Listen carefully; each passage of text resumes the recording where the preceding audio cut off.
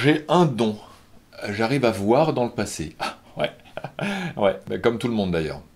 Je vous explique.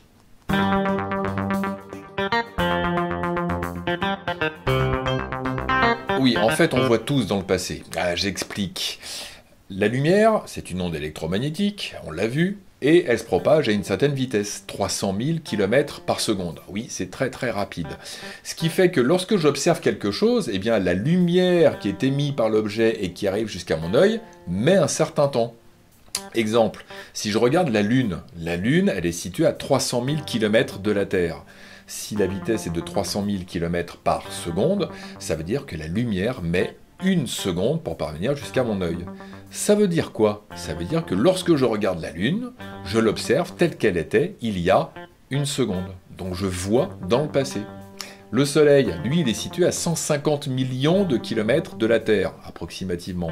150 millions de kilomètres, si je fais le calcul, je retiens 7, 2, ça fait 500 secondes. Ça veut dire que la lumière met 500 secondes pour parvenir jusqu'à mon œil. 500 secondes, c'est 8 minutes, environ 8 minutes 20.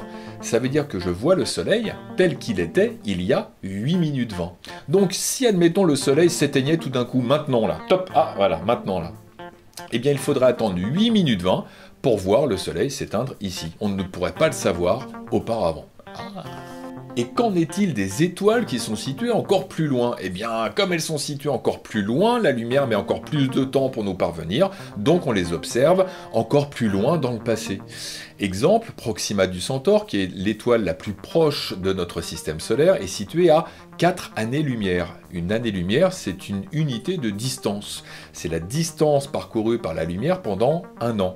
Donc si elle est située à 4 années-lumière, cela veut dire que la lumière a mis 4 ans pour nous parvenir. On l'observe telle qu'elle était il y a 4 ans. Et pourquoi est-ce qu'on veut observer les étoiles qui sont encore plus loin grâce à des télescopes encore plus performants? Eh bien, c'est pour tout simplement voir l'univers tel qu'il était il y a très longtemps et remonter jusqu'à la création, point d'interrogation, de l'univers qui serait le Big Bang, point d'interrogation, car ça reste une théorie non prouvée.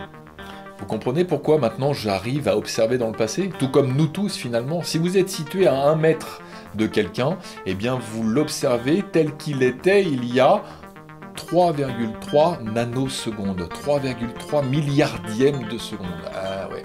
Dites donc là, toutes les valeurs que j'ai données, vous arriveriez à les retrouver par le calcul? Chiche. Allez. Oh, alors celle-là, alors super, vraiment, alors allez-y. Et puis ça, c'est pas mal aussi. Ouais. N'hésitez pas. Allez.